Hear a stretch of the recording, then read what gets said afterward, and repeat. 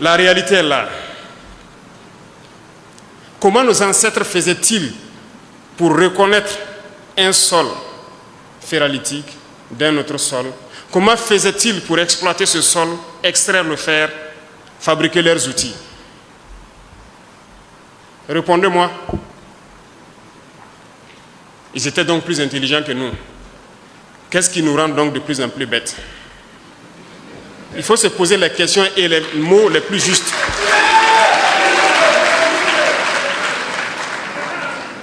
Puisqu'ils le faisaient, comment les ancêtres faisaient pour extraire l'or, connaître les sols où il y a l'or, extraire et étaient bien riches? L'homme le plus riche était en Afrique de l'Ouest ici, je pense bien du Mali. Comment faisait-il pour qu'aujourd'hui, à partir de quelques décennies en arrière, tous nos jugements d'or sont donnés aux autres pour qu'ils viennent exploiter et faire ce qu'ils veulent? Nos ancêtres étaient plus intelligents que nous et nous sommes plus bêtes qu'eux. Comment avons-nous fait pour devenir plus bêtes? Je ne vais pas manager le mot, c'est ça le terme. Nous disons que nous sommes des révolutionnaires. Et un révolutionnaire, ça dit la vérité. Ça peut faire mal, mais il faut le dire. Alors, je veux qu'on se réveille. Nous ne pouvons pas continuer dans cet élan et espérer prospérer. C'est impossible. Chaque période, chaque mois ou souvent le trimestre, j'aime dire au ministre du Commerce de m'envoyer le point de situation de nos importations. Je regarde les volumes et les montants que nous envoyons à l'extérieur pour exporter des produits. Souvent, j'ai mal. Souvent, asseyez-vous et faites un simple calcul. Vous voulez une souveraineté économique? Faites un simple calcul, l'habillement. Si nous prenons 20 millions de Burkinabés qui dépensent 10 000 francs CFA par mois et par an pour s'habiller, c'est-à-dire et que nous importons cela, ça fait 200 milliards de francs. Mais la moyenne d'entre vous dépense 10 000 francs par an pour s'habiller, rien qu'en payant des chaussures ou quelque chose qui est importé. Sommes-nous vraiment devenus si bêtes qu'on ne peut pas s'asseoir, réfléchir et voir tout ce que nous amenons à l'extérieur et qu'on ne peut pas créer ici? Moi, je ne crois pas. Rien que l'habillement. Il y a beaucoup d'autres secteurs. Les chiffres sont là. Vous pourrez peut-être voir dans certaines statistiques ce que nous importons et qu'est-ce qu'on peut même fabriquer chez nous ici.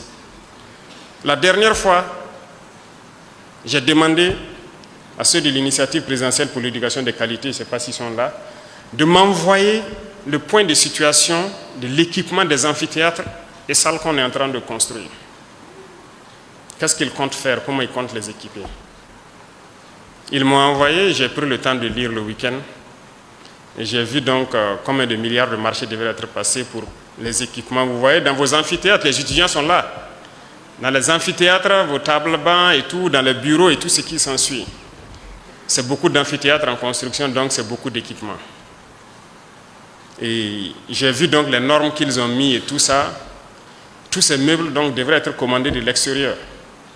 Alors je les ai dit, voilà ce qui va se passer. Soit nous fabriquons ça nous-mêmes à partir de nos menuisiers, nos soudeurs ici, ou bien vous rentrez en brousse, vous trouvez tous les bois morts, vous coupez des tabourets et vous venez mettre dans les universités.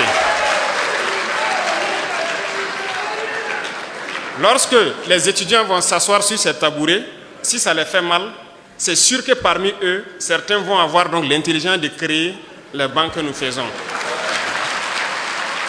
Ou bien, on trouve dès maintenant des menuisiers et des soudeurs de chez nous qui vont fabriquer ce type de bancs pliables que nous souhaitons. Mais je pense que c'est en cours, hein. N'est-ce pas, l'IDIRCAP? Il y en a. Ça veut dire qu'il y a la ressource. Mais pourquoi ces milliards devraient sortir pendant que des gens peuvent travailler à l'intérieur pour le faire? Vous êtes capable de faire des choses. Et d'ailleurs, que ce soit ministre ou directeur, président d'institution, il y a plus de... Depuis l'année passée, je disais aux gens, quand je faisais l'arbitrage, ceux qui ont les bureaux cassés ou quoi, j'ai dit de prendre des cailloux et puis caler, jusqu'à ce que ça ne tombe pas. Si ça tombe, fabriquez ici. Personne n'importera des meubles de luxe au Burkina pour ces bureaux. On fabriquera ici. Donc ceux qui ont un projet en 2026 de mettre dans leur budget d'importer des meubles, avoir des bureaux très beaux et je ne sais comment, oubliez cela, ça ne passera pas. Nous allons faire ici, jusqu'à ce que ce soit beau comme on veut. Parce que personne ne sera dans le luxe tant qu'on ne sera pas à un certain niveau. Si vous voulez votre luxe, vous devez vous débrouiller vous-même et votre salaire pour le créer. Le reste, on va se concentrer pour le travail. Et il faut que tout le monde se réveille. On s'amuse beaucoup. S'amuser, c'est bien, mais il faut travailler d'abord. Mais c'est une politique d'endormir le continent. Je prends un événement qui est passé. Je n'ai rien contre les organisateurs, rien de particulier. Miss Université 2025. Je pense qu'elle a eu beaucoup de prix. Peut-être qu'elle est dans la salle ici, je ne sais pas. Mais elle a au moins eu 3 millions, un chèque de 3 millions, plus des frais tout payés, un voyage tout payé, tout frais payé en France par Campus France. Ça vous dit quelque chose? Est-ce que Campus France finance votre événement ici? Ok. Quelles sont ces entreprises qui vous accompagnent et tout? Je vais le point après. Les entreprises vont désormais contribuer à la recherche. On n'a pas le choix. À l'innovation. Et quand on dit l'innovation, l'invention, ce n'est pas forcément ceux qui sont allés à l'école. Il y en a qui ne sont pas allés à l'école, qui sont très bien, qui arrivent à inventer des choses.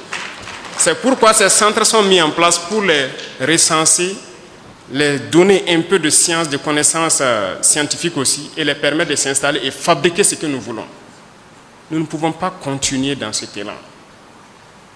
Et ceux-là qui importent les meubles, comme je l'ai dit tout de suite, je vous invite à trouver de bons menuisiers ici, faire de bons groupes, commencer à financer pour fabriquer les qualités que vous voulez. Vous ne pourrez pas importer et compter sur les marchés de l'État et des institutions. Si je prends quelqu'un qui part passer un marché, c'est à ses risques et périls. Il faut que nous travaillions.